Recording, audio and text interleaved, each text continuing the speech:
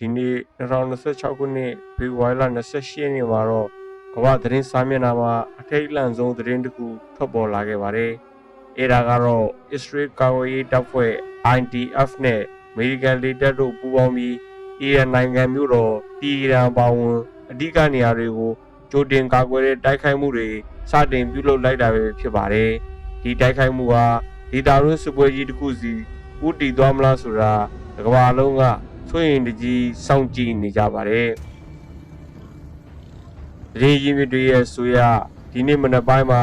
တီဟီရန်မြို့လေကောင်မှာပေါက်ကွဲမှုပေါင်းများစွာဖြစ်ပွားခဲ့ပါတယ်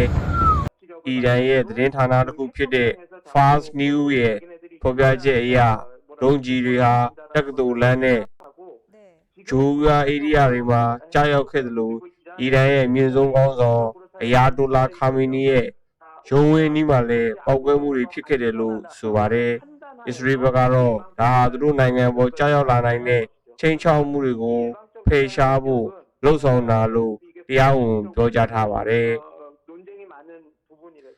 ဒီစစ်စင်ရေးမှာထူးခြားတာကအမေရိကန်နဲ့ဓာတ်ရိုက်ပါဝင်မှုပါပဲ။အမေရိကန်အစ္စရေးကိုကူညီဖို့အတွက်ပါရှန်ပင်လယ်ကွေ့အတွင်းမှာလေယာဉ်တင်သင်္ဘောကြီး2စင်းနဲ့တိုက်လေယာဉ်အစင်းပေါင်း150ကျော်ကိုအစဉ်စဉ်ပြင်ဆင်ထားခဲ့တာပါ။ဂျီနီဗာမှာပြုလုပ်ခဲ့တဲ့နျူကလ িয়ার ဆွေးနွေးပွဲတွေပြပြသွားပြီးတဲ့နောက်မှာအခုလိုစစ်စင်ရေးအရ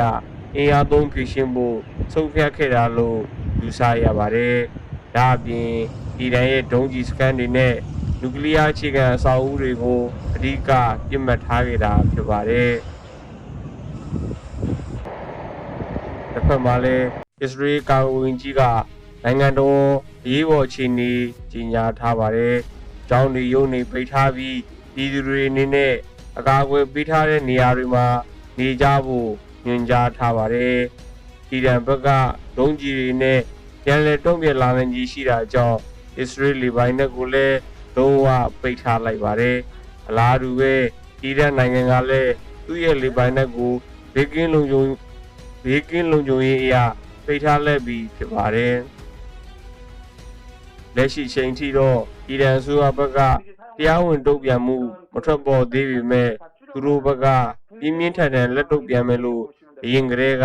ဒီပေးထားဥပါတယ်။ဒီပရိပခါဟာကမ္ဘာရေနံဈေးကွက်နဲ့ဒေသတွင်းတည်ငြိမ်မှုပေါ်ဘယ်လိုသက်ရောက်မှုတွေရှိလာမလဲဆိုတာကတော့ရင်တထိတ်ထိတ်နဲ့စောင့်ကြည့်အောင်ပါပါ။နောက်ဆုံးရသတင်းတွေကို